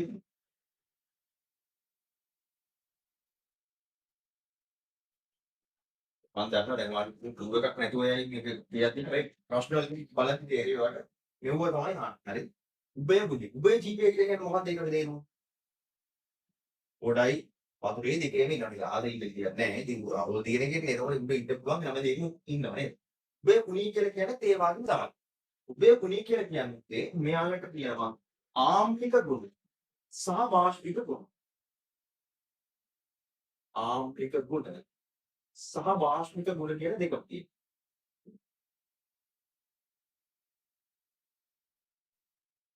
ගුණ කියන දෙකක් තියෙනවා. පැහැදිලිද? සාමාන්‍යයෙන් ලෝහ ගත්තාම හරිද? දැන් උභයගුණී ලෝහ කියලා જાතියක් තියෙනවා කියලා මම කියන්නේ. සාමාන්‍ය ලෝහ ගත්තාම සෝඩියම් මාර්ක් කෙනෙක් ගත්තාම ඔයල් කාලේ වань මතක යාට ආම්ලික ගුණ තියෙනවා කියලාද පාස්මික ගුණ කියලා තියෙනවා කියන්නේ. එයාට ඔක්සයිඩ් එක මොකද උනේ? වාෂ්පය. දැන් කිව්ව එක මතක් වෙනව නේද? ඊගාවට සල්ෆර් වගේ කෙනෙක් නැත්තම් අලෝහ වලින් මොනවද හදන්නේ? එයා අම්ලනේ HCl H2SO4 ඒ කට්ටිය අම්ල නෙමෙයිද? සාමාන්‍යයෙන් අම්ල මේ කියන්නේ අලෝහ වල තියෙන ආම්ලික ගුණ, ලෝහ වල තියෙන බොහෝ විට වාෂ්පික ගුණ. ඔය දෙකම එකතු වෙලා හැදිච්ච උභයගුණී මූලද්‍රව්‍ය සෙට් එකක් ඉන්නවා. එම පහක් ඉන්නවා. හරිද? උභයගුණී මූලද්‍රව්‍ය පහක් තියෙනවා. පහක් කියන දේ ඔයා අනිවාර්යෙන් මතක තියෙන්න ඕනේ. නැත්නම් මේ කට්ටිය රිකෝල් කරන්න අමාරුයි. ඒ කට්ටිය තමයි බෙරිලියම්, ඇලුමිනියම්, ස්ටින්, ටින්, ලෙඩ්. සිං කියන එක දන්නවනේ ඔයාලා. ඒ කියන්නේ කීප. මේ කියන ලෙඩ්. මොනවාද තුනේ උභයගුණී මූලද්‍රව්‍ය පහ? බෙරිලියම්, ඇලුමිනියම්, සිං, ටින්, ලෙඩ්. මොකක්ද උභයගුණී කියලා කියන්නේ? ආම්ලික ගුණයි වාෂ්පික ගුණයි කියන දෙකම තියෙනවා කියන එක පැහැදිලිද? right. හරිම ලේසි පොයින්ට් එකක්. ඊගාවට දැන් එහෙම කිව්වා කියලා මේ හැම කෙනා ඔව්. එතකොට මෙයාට මේ අම්ල සහ වාෂ්ප කියන දෙගොල්ලොත් එක්කම ප්‍රතික්‍රියා කිරීමේ හැකියාවක් තියෙනවා. හරිද? මම යාළුවෝ කවන්නේ මම ඇල්මිනියම් විතරක් නිකන් ලියලා දෙන්නේ. නැත්නම් ඔයාලා නිකන් ඇදෙන්න වෙන උත්තරයක් බලන්න. ඇල්මිනියම් අම්ල සම. ඔයාලා ගෙස් කරන්න පුළුවන්. ඇල්මිනියම් කියන එක නා පුතේ කණුක HCl එක දැම්මොත් මොකක් හදයි? ඇල්මිනියම් මෙහෙම ඉන්නේ නැහැ. මේක කියන්නේ සෝඩියම් HCl එක දැම්මොත් මොකක්ද හදන්නේ? එන්නේ Cl කියන එක නේද හදන්නේ. එන්නේ Cl වටලා මොනවද පිට වෙන්නේ? H2. මෙන්න මෙතන මම සාමාන්‍ය යෝගයෙන් ගන්නන්නේ මෙන්න මේ විදියට. මෙයා ලෝකෙ තියෙන ධනයින්ටයි කියන දාත් එකක්. උන් දෙකොල්ල එකතු වෙනවා. නැත්නම් අපිට ලොජිකලි මේක මේ වගේ පැටර්න්ස් හරි අඩුයි. මොන තරම් පැටර්න් හදන්නයි ඉන්නේ. මෙයා දෙකට කැඩුවා. කොහොමද ඉන්න ඕනේ? h plus v cl minus v. එහෙනම් මුංගේ ධනයින එක එක කරන මොකද කොහොම හරි ධනයින හදාගන්න. සෝඩියම් බන්ධනයක් කොහොමද ධනයින හදාගන්නේ? සෝඩියම් කිවෙනි කාණ්ඩෙ තිබ්බේ? පළවෙනි කාණ්ඩේ නේද? එහෙනම් න්යාය හදන ආයනයෙන් පස්සේ අතුරාන් කරුත් තමයි ඉලෙක්ට්‍රෝන කීයක් තියෙනවද? එකයි. එහෙනම් ඊ බන්ධනට ඉලෙක්ට්‍රෝන මොකද කරන්නේ යා? අයින් කරනවා. අයින් ඕහයක් නේ. එහෙනම් අයින් කරපුවට පස්සේ ඔන්න ඉලෙක්ට්‍රෝන එක කියනවා. මෙයාගේ ඉතුරු වෙන මොකක්ද? Sodium plus. එහෙනම් ඔන්න ධනයින යාව නේද? එහෙනම් දෙකොල්ලට එකතු වෙන්න පුළුවන්. මෙයයි මෙයයි එකතු වෙනවා. මෙයයි මෙයයි එකතු වෙනවා. Na plus Cl එකතු වුණාම Cl minus එකතු වුණා NaCl. හයිඩ්‍රජන් ඉලෙක්ට්‍රෝන එක එකතු වෙනවා. හරි. එතකොට H කියලා පරමාණුවක් හදන එක නිකන් සෙන්සිබල්ද? නෑ. එහෙම වෙලා වැඩක් නැහැ නේද? මේ ස්ථායි වෙන්නේ නැහැ. එතකොට යාගේ දෙන්න මොකද්ද? H2. තේරුණාද? ඔයාට අමාරුක වෙද්ද ඕන වෙලාවක මේක ගොඩාක් වෙලාවට මේක ඇප්ලික් කරනවා. හරි. එහෙනම් මෙයාව දෙකට ගන්න. H plus Cl minus. කල්පනා කරන්න ඇල්ගිනියම් එකේ කියවෙන කාණ්ඩයේ 3යි මම නැත්තම් 13 නේද? කියන්නේ සංයුක්තාකාංශ ඉලෙක්ට්‍රෝන කීයද? 3යි. ඒ කියන්නේ මේ බන්ධන වලට ඉලෙක්ට්‍රෝන මොකද කරන්නේ? ඉවත් කරලා දාන්න ඕනේ. 3 ඉලෙක්ට්‍රෝන්ස් කියලා යනවා. එහෙනම් පතුල කැටයන් එක මොකද්ද? ඇල්මිනියම් 3 gas right. එහෙනම් ධනයින් එකතු වෙන්න ඕනේ. මේ දෙන්න එකතු වෙනවා මේ දෙන්න එකතු වෙනවා. එහෙනම් ඇල්මිනියම් ක්ලෝරින් එක එකතු වෙලා ධන 3ක් එක්ක Cl minus එක කීයක් ඉන්නවද? 3ක් ඉන්න පැනත් ආරෝපණය පිට වෙලා යන්නේ නැහැ නේ. අර වල O level කාලේ විදියට මාරු වෙනවා කියලා කිසි දෙන්න ඉන්න එපා. ඒක වෙලා යනවා. ධන බැලන්ස් එකට රින කීයක් ඕනද කියලා විතරක් හදන්න. හරිද? මෙතනත් දැන් 3යි 1යි කියලා දාලා එහෙම දේවල් හිතනවාද? නිකන් සෙන්සිබල් දේ තමයි හිතන්නේ. ඉලෙක්ට්‍රෝන එකයි හයිඩ්‍රජන් එකතු වුණාම මොකද වෙන්නේ? H2 හැදෙනවා. අර බැලන්ස් කරද්දී මේ තුනානපනට ගැලවිලා යන්නේ. නෝක තමයි මෙයාට සිද්ධ වෙන ප්‍රතික්‍රියාව. තේරුණාද? මෙයා අම්ලයක් එක්ක ප්‍රතික්‍රියා කරලා කාර්යයක් කරලා තියෙන්නේ H2 වායුව පිට කරලා තියෙනවා. පැහැදිලිද? ඉනෝගැනික් වල පුතේ අපි මෙයාගේ භෞතික අවස්ථා මොකක්ද කියන්න හදන්නේ නැහැ. කියන්නේ solid liquid gas. වායු සහ අවක්ෂේප කියන කට්ටිය හරි වැදගත්. ඔයාගෙන් අහනවා වායු සහ අවක්ෂේප කවුද කියලා. ඒ නිසා වායු කියද්දි අපි මේ මොකට හිතලා දාන්න. අවක්ෂේප කියන්නේ මොකද්ද? පතුලේ තැම්පත් වෙන කට්ටිය එන්නේ එන්න පාල්ට හිතලා දාන්න. ඔයාලට තේරුණානේ මේ කතාව. කිව්ව එකයි දැන් අපි චුට්ටක් වෙලා ගියාට කමක් නැහැ. හරිද මේ දේවල් උත්තර කතා කරන්න යන්න. හොඳයි. මේ පාරේ ගම් ටෙස්ට් එකේ මේ දේවල් අහනවා. පුළුවන් වුණත් බැරි වුණත් ඒකට ඒකට තමයි ප්‍රැක්ටිස් කරන්නේ.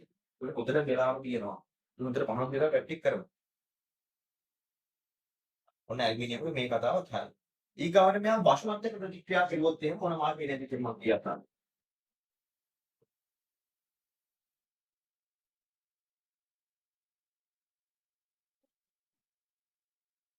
දැන් මෙතන මෙයාගේ ඔක්සිජන් අංගය කීයද ඇල්මිනියම්? මූල ද්‍රව්‍යයක් ඉදිරියෙන් ඉඳන් බිඳුව තාම දන්නේ නැහැ. ඒක තුන්වෙනි පාඩමේ ආම්බරේ කියලා. මෙයාගේ ඇත්තට කියනවා මුක ඇතුළේ තියෙන ආරෝපණයේ වාරය තමයි. ධන තුන නේද තියෙන්නේ? හරි. හරි. වශ්ම සමග එයා මෙන්න මෙහෙම චුටි අමුතු වැඩක් කරනවා. හරි. ඇල්මිනියම් පත් වෙනවා. දැන් අම්ල සමග ඇල්මිනියම් 3 ධන කියලා දැන් ගියේ. වශ්ම වලදී ඇල්මිනියම් 3 ධන තමයි වෙන්නේ. හැබැයි යා කරන්නේ මෙහෙම. Al O2 minus විදියට තමයි යන්නේ. AlO2 minus විදියට යන්නේ. තේරුණාද? දැන් මෙයාගේ ඔක්සිජන් ගන්න 1 ඔක්සිජන් දෙකක් තියෙනවනේ. ඔක්සිජන් වලින් තවකින් වෙන්නේ ඍණ කීයක්ද? දෙකක්. එහෙනම් ඍණ දෙවරක් දෙක ඍණ 4යි. මෙයාගේ එක තමයි මම හොයන්නේ x. මෙයාගේ ඍණ දෙවරක් දෙක 4යි. මේ දෙක එකතු කරාම මොකක්ද එන්න ඕනේ? මෙයාගේ ආරෝපණය එන්න ඕනේ. right? ඍණ 1යි. ඍණ දෙවරක් දෙක කියන්නේ ඍණ 4යි. ඒ අනිත් පැත්තට ගියාම ධන 4යි. ධන 4යි ඍණ 1යි කියලා කියන්නේ ධන 3. එහෙනම් එහෙම මහලු වෙනසක් සිද්ධ වෙලා තියෙනවද? ඔක්සිජන් අංකය මෙහෙමමයි. මෙයා වශ්ම කියලා කියන්නේ OH minus දෙන කට්ටියනේ. ඒ නිසා තමයි මෙයාත් එක්ක සෙට් වෙලා තියෙන්නේ. එතකොට දැන් හිතන්න මෙයා සෝඩියම් හයිඩ්‍රොක්සයිඩ් එක්ක ප්‍රතික්‍රියා කරනවා. එතකොට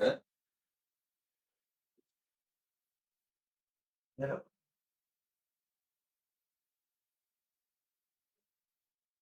අපර බැගී ටික ඔක්කොම ගත්තා.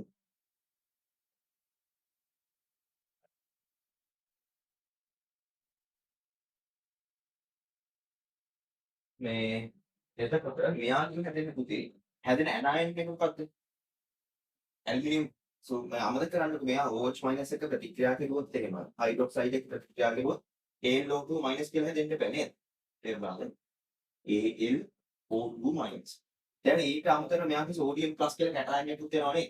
එයා මොකද වෙන්නේ? ඒ සෝඩියම් ප්ලස් එක එකතු වෙන්නේ නෝන. NaAlO2 කියලා තමයි. ඒ විතරක් නෙවෙයි. මෙයා තව H2O ආය පිට කරනයි. එතනදී H කියන එක නම් එක කොහොමවත් නැහැ. එයා H2O ආය පිට කරනවා. මෙන්න මේක වෙනවා. මෙයාට කියනවා අපි ඇලුමිනේට් ඇනයිඩේ කියලා. ඇලුමිනේට් ඊගාට මෙයාට එන මොන නම කියනවද? සෝඩියම් ඇලුමිනේට්. දැක්ක නෝ ඉවත් නේ. දැන් කියනවා අපි සෝඩියම් කියනවා. වාගේ අහන ඊගා ප්‍රශ්නෙට මම කියන්න. අර ඊගා පේපර් එකේ මෙහෙම දෙයක් තියෙනවා. ඇලුමිනියම් අම්ල සමග මෙන්ම භස්ම සමග ප්‍රතික්‍රියා කර H2O වායුව පිට කරයි කියලා හඳ පුළුවන්. මේ වෙලා තියෙනවා දැන්ද. ඔක් තමයි ආය අහන්නේ. කියන්නේ මූලික අවස්ථාව ඇලුමිනියම් අම්ල උභය ගුණී කියලා කියන්නේ. ඒ කියන්නේ මොකක්ද උභය ගුණී කියලා කිව්වේ? ආම්ලික ගුණ තියෙනවා වාෂ්ප ගුණ තියෙනවා කියන්නේ.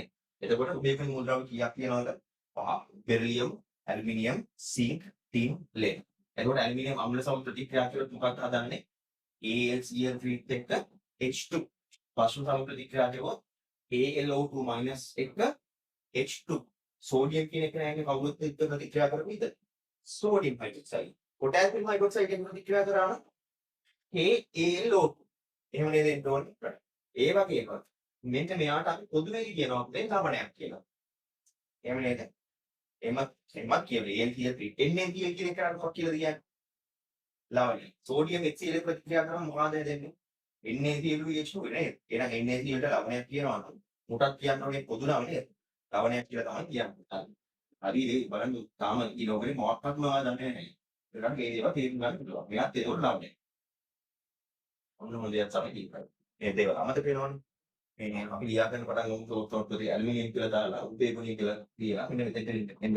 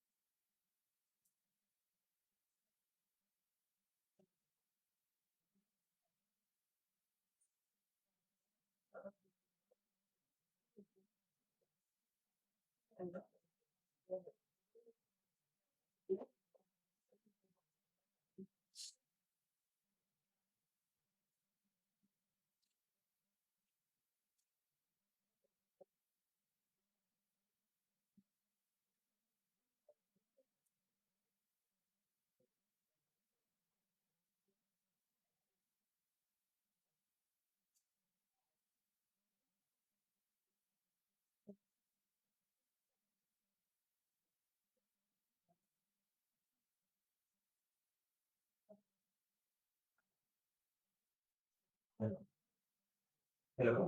ඔව් කියන්න.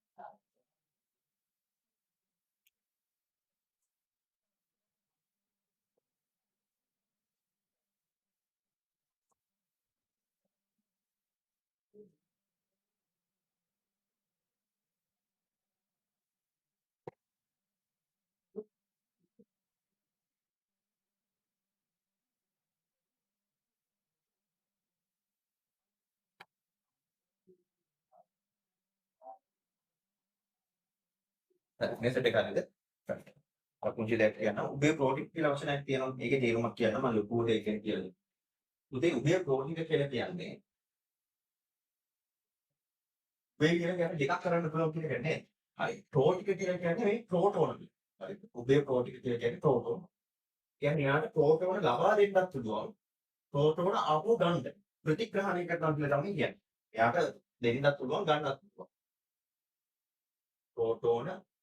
ප්‍රෝටෝන කියලා කියන්නේ H+ කියන එක නේද තමයි. එහෙම නැති කියලා කල්පනා කරන්න බලන්න. H කියන පරමාණු මාත්‍රයේ ප්‍රෝටෝන එකයි ඉලෙක්ට්‍රෝන එකයි. H+ වෙද්දී ඉලෙක්ට්‍රෝන එක මොකද වෙලා කියන්නේ? ගලවලා දාලා කියන නේද? අයි නම් මේ ප්‍රෝටෝන එකට කියන තව වචනයක්. ඒ කියන්නේ අම්ල වලට තමයි කියලා කියන්නේ ඔය ප්‍රෝටෝන කියලා කියන්නේ. H+ පිට කරන්නේ. එහෙනම් ප්‍රෝටෝන H+ ලබා දී equal to proton H+ ප්‍රතික්‍රියාවලිය කරගන්න.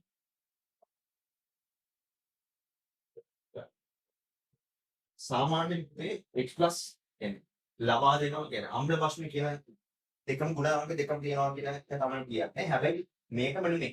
දැන් ඇලුමිනියම්ට H+ දෙන්න පුළුවන්ද? එයාගේ ඇන්ටික්ලස් තියනවද? එහෙම එකක් නැහැ නේ. එයාට H+ ගන්නත් විදියකුත් නැහැ. හරි. මේ මෙහෙම උභය ප්‍රෝටික ಜಾති දෙකයි අපි A level syllabus එකේ හම්බෙන්නේ. එකක් H2O අනිත් එක ඇමෝනියම්. හරිද? උභය ප්‍රෝටික ಜಾති දෙක. මම පර්ෆෙක්ට්ලි කියලා දෙන්න. ඒවා තමයි කෙලිම වුණා. මෙයා H2O අනිත් කෙනා ඇමෝනියම්.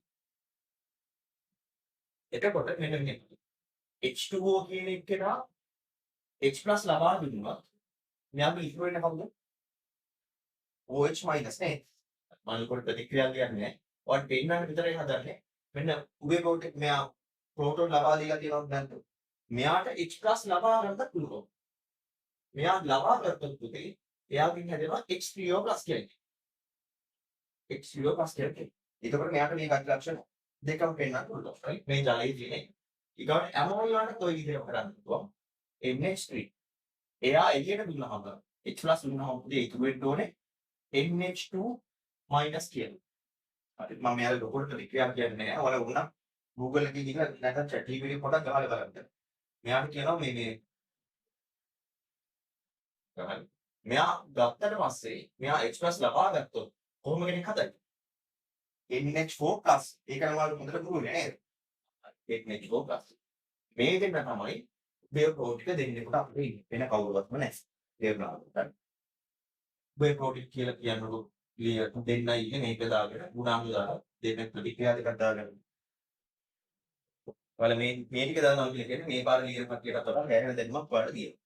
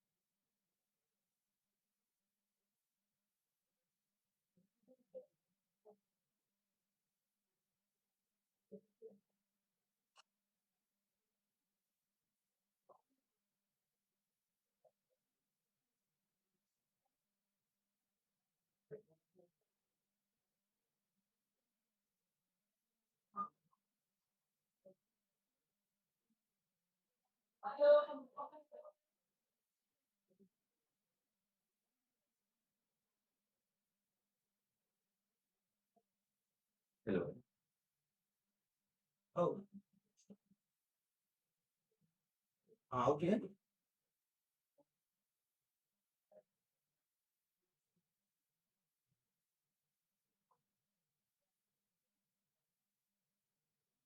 පුළුවන්. මේ කතාව නම් පොදු වැඩ ලොකුවට හරියට. දැන් මට හරි. මට ඉස්සෙල්ලා මේ හරියට ඇහුන්නේ නැහැ කවුද කියලා. අපි දෙකම දැන් ඒකේ කාඩ් එකක් දෙක අන්න යනවා. කියන්නේ පදවත කියන අපේ සමහර හය තියෙනවා ඊට පස්සේ පාඩම. ඒක නම් දැන් ටිකක් ඉවරෙන්නේ නැහැ. ඒ වගේ රිපෝටින්ග්ස් එක පොඩි ඒක ගන්න පුළුවන්. ඊට පස්සේ සිකුරාදා හවස යනවා. 6:09 ඒක කියන ඔපනින්ග්ස්.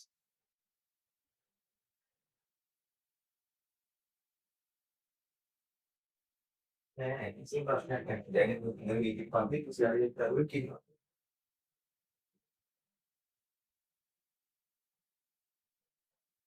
ආ හරි. දැනට පාඩම් පටන් ගන්න ඒක දවස් දෙකක් දීලා තියෙනවා. මේ එතකොට ඒකේ රෙකෝඩින්ග්ස් එක ගන්න පුළුවන්. මේ මාසෙ විතර. කාඩ් එක ගත්තා. ඕකේ. ඔව් මේ එතකොට මෙයාට ඉසි අටේකට එන මේ ෆුල් කාඩ් එක ගන්න ඕනේ නැහැ. ඒකට විතර පාස්වර්ඩ් විතර වෙන්නේ. එයා ඉවරන මේ එනවා දාපුවා දෙන්න. දැන් ඉවරන හරි ඒක මේ රෙකෝඩින්ග්ස් එක මම යාට දෙන්න. මම ගැටේ දාලා ඉන්නේ. ඒක මුත්තක් බලන්න කියන්නේ ඒක උදේ තාම කරලා නැහැ. ඊට පස්සේ ඇවිල්ලා තුත්ත කරලා තේරෙන වගේ දැන් කාමී ජල්දි වගේ කරගෙන යනවා. ඒකවල මේ පොඩක් මානසික මේ විනාඩි 20ක් පොඩක් කතා කරගත්තා නම් වැඩි හරි.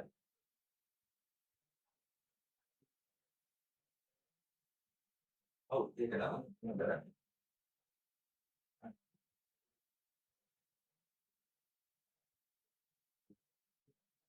රයිට්. මේක තමයි ඉතින් වෙලා අපි මේ normal පාවිච්චි කරනවා. තව එකක් තියෙනවා 3. AL 3 ජල විච්ඡේදනය වීමෙන් ටෙට්‍රාක්ව රයිට් ඔහොම ඉන්න කෙනා හදන්නේ නැහැ. ඒ කියන්නේ මම ලොකුට එක්ස්ප්ලেইন කරන්න හදන්නේ නැහැ. හරි. එතකොට මේක හදලා මාළු නිවැරදි වන්නේ නේද? එතකොට ඇල්මිනියම් උභය ප්‍රෝටික වෙනවද? නෑ නෑ. එයාට උභය ප්‍රෝටික වෙන්න විදියක් නෑ. දෙවෙනි එක තමයි දැන් හරි. ඇල්මිනියම් තුන්දෙනා කෙනෙක් කවුරුම දෙයක් කරන්නේ නැහැ. ඇල්මිනියම් ක්ලෝරයිඩ් ජල ද්‍රාවණයක් වාෂ්ප වේ කියන කතාව පොඩ්ඩක් වැරදි හැබැයි. එක හිතන්න බලන්න. AlCl3 අර අපි මෙතන ප්‍රතික්‍රියාවෙන් ඉගෙන ගත්ත විදිහක් තියෙනවනේ. ඒ ආත්මය අපි බලමු. HCl. එහෙනම් මම කිව්ව ධන ඍණයි වගේ පටලවිලි කරන්නේ නැහැ. මෙයා කැඩුනොත් කොහොමද උදේ ඉක්වන්නේ? sorry H2O. මෙයා කැඩුනොත් කොහොමද ඒක? H+VOH නේ. ඇත්තට මේක වෙනවද නැද්ද කියන දේවල් මම පාස්සේ හොඳට පැහැදිලි කරන්නම්. ප්‍රතික්‍රියා නිරාකරණ. එහෙම දේවල් කරගමු. මෙයා කොහොමද කැඩෙන්න ඕනේ? ඇල්මිනියම් 3+V Cl- තුනක් කියන කතාව මට අවශ්‍ය නැහැ. එහෙනම් ධන ඍණ එකතු වෙනවා. එතකොට මොනවද හැදෙන්නේ? HCl එක ඇල්මිනියම් හයිඩ්‍රොක්සයිඩ් හැදෙනවා. AlOH ටිකක් තියෙනවලු කියන්න බලන්න. මෙයාගේ ධන තුන නම් OH- ටිකක් තියෙනවා. තුනක් තියෙන්න ඕනේ නේද බලන්න. රයිට් මෙන්න මේක ඔකේ. පුතේ HCl කියන්නේ ප්‍රබල අම්ලයක්ද දුබල අම්ලයක්ද? ප්‍රබල. හරිද? මෙයා ප්‍රබල. ඇල්මිනියම් හයිඩ්‍රොක්සයිඩ් කියන කෙනාට නම් මම දන්නේ නැතුව ඇති. එයා දුබල. sorry දුබල පාෂික. හරිද? දුබල පාෂික. මේක අපි ඇත්තටම වෙන විදිහේ මම පස්සේ කියලා දෙනවා. දැනට නිකන් ප්‍රශ්නෙට උත්තර ලියන්න උමනා වෙන දේවල් තමයි කියන්නේ. රයිට්. දැන් කෙනෙකුට හිතෙන්න පුළුවන් මේ දෙන්නකින් අම්ලබස් ප්‍රතික්‍රියා කරලා මෙයා මේ උදාසීන වෙලා යනවායි කියන්නේ. එහෙම වෙන්නේ නැහැ. මෙන්න මේ ඇල්මිනියම් හයිඩ්‍රොක්සයිඩ් කියන එක ටිකක් අවශ්‍යයක්වත් වෙනවා. ඒ කියන්නේ ඌ හොඳට 100% අවශ්‍ය වෙනවත් නෙවෙයි. ඌ චුට්ටක් අවශ්‍ය වෙලා තියෙනවා චුට්ටක් දිය වෙලා තියෙනවා. එහෙම කට්ටිය. මේක ඔයාලා දැකලා තියෙනවද දන්නේ නැහැ. කැල්සියම් කාබනේට් එක වතුර දිය කරාම ඒක වැඩි ඕනේ නැහැ. පාන් පිටි වතුර දිය කරාම මොකද වෙන්නේ? ටිකක් දිය වෙනවා ටිකක් වතුර දැම්මත් වෙනවනේ. අන්න ඒ වගේ කෙනෙක් තමයි මෙයා. හරිද? එතකොට HCl ගොඩාක් ඉන්නවා. මෙයා චුට්ටක් නේද එනම් ඉඳලාදී. එහෙනම් මාධ්‍ය මොකද වෙන්න ඕනේ? ආම්ලික වෙන්න ඕනේ. ඊට වඩා හොඳ අත්දැකීමක් තියෙනවා. පැහැදිලි කිරීමක්. දැනට අපි ඉන්න තේරුම් ගන්න. අපි තියෙන විලාවස අපි කියලා දැක්වම මෙයාගේ ඔබ අහන ස්ටෑන්ඩඩ් ප්‍රශ්නයක්. ඒකයි මම මේ කියලා දෙන්නේ. තාම ඔයාලට අවබෝධයක් නැහැ. AlCl3 ජලයේ දීකරු. නැත්තම් ජල විච්ඡේදනය කියලා කියනවා. ජලයේ විච්ඡේදනය කරනවා කියලා කියන්නේ මොකක්ද ඒ වචනේ තේරුම? කඩනවා කියන එක නේද? විච්ඡේදනය කරනවා කියලා කියන්නේ කඩනවා කියන එක නේද? කාය විච්ඡේදනය කියලා කියන්නේ මොකක්ද? ඇඟ මෙහෙම කපනවා නේද? කාය විච්ඡේද කියලා එකක් තියෙනවා මෙඩිකල් කරලා. එතකොට විද්‍යුත් විච්ඡේදය කියන්නේ මොකක්ද කපනවා? කරන්ට් එක දීලා කඩනවා තමයි ඒක කියන්නේ. ඊගාව මේ මොනවාද? ජල විච්ඡේදනය කියලා කියන්නේ වතුරේ කඩනවා. එහෙනම් AS3 ජල විච්ඡේදනය කරන ද්‍රාවණයේ ආම්ලික වේ කියන ප්‍රශ්න එක ඔයාලා දැනගන්න ඕනේ. ඒක ඔය පොයින්ට් එක ලියන්න. AS3 ජල විච්ඡේදනය කළ යුතුයි.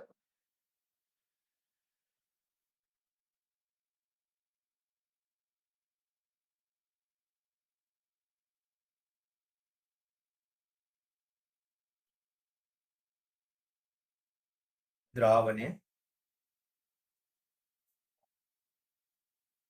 ආම්ලික වේ.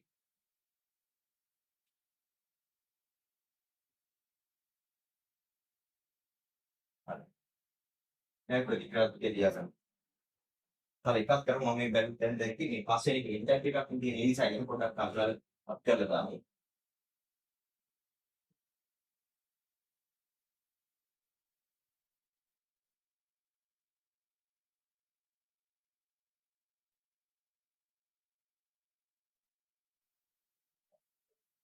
බන්දර කියලා ඉන්ටර්නෙට් එකේ මම ගලවලා තියෙන්නේ. බලන්න පුළුවන් නේද? ඒක තේරුණාද? ඔයාලා කිව්වේ ඉන්නේ නෑ. තේරුණාද? මේකට පුතේ තේරුම් ගන්න පුළුවන්. 2NH3 ධන Cl2 දීලා තියෙනවා. ඉන්පුට් සහ output.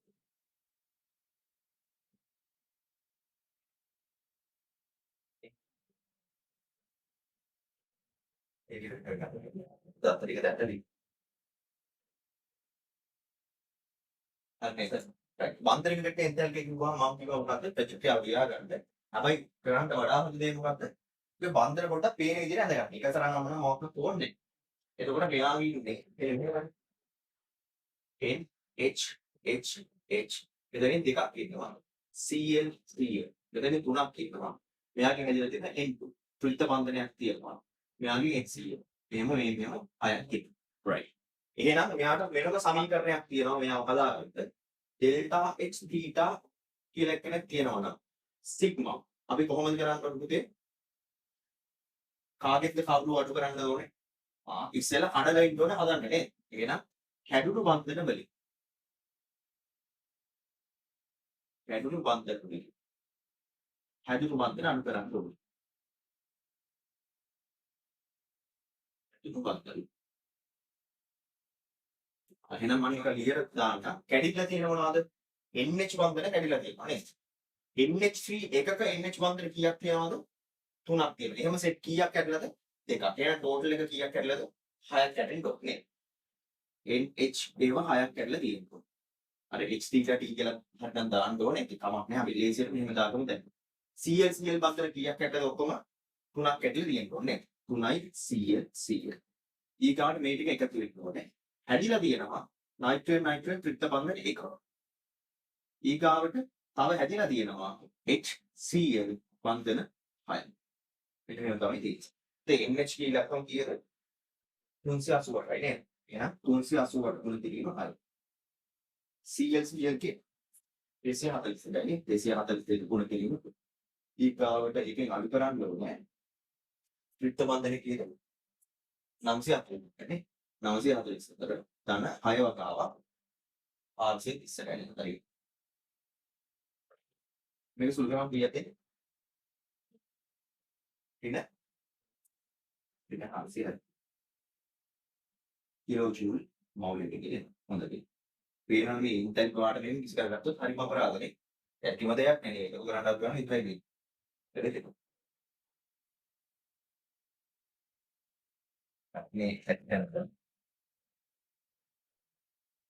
වල පොත ගන්න මකට කරගෙන මේ විනාඩිය ආරම්භ කරමු.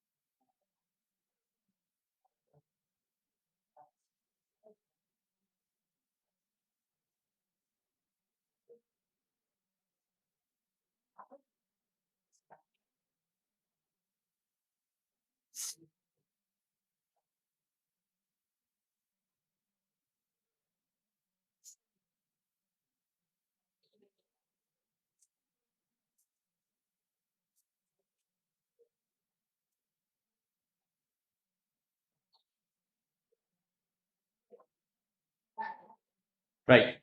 මේ දැන් මේකයි වෙන්නේ දැන් අපි දැන් වෙලාව අරගෙන මහන්සියලා වුණ මෙහෙම දෙයක් කරා. ඒක දැන් ඊගාවට දැන් තමයි මම හිතන්නේ දැන් හරියට ඔන්න මේ වැඩ කොහොමද යන්නේ කියලා දැන් තමයි හරියට තේරෙන්නේ නැහැ. අනිත් දවසේ ඉතලම යන වෙලාව අදාළ නැහැ. ඉතලම මේක පාඩම් අරගෙන තමයි වැඩේ පටන් ගන්නේ. ඒ වෝක් නෝට් අරන් මම ටිකක් යහුවානේ. ඒක මම දැන් අහනවා. එතකොට මම අමුතුම ප්‍රශ්න අහන්නේ නැහැ. ඔබ කියන දේ කෙලින්ම ඒකම තමයි. පළවෙනි දවසේ එහෙම උත්තර දෙන්නේ නැහැ. ටිකක් ෆැමිලි වුණාට පස්සේ තමයි මේ වැඩේ කරන්න හදන්නේ. රයිට්. මේ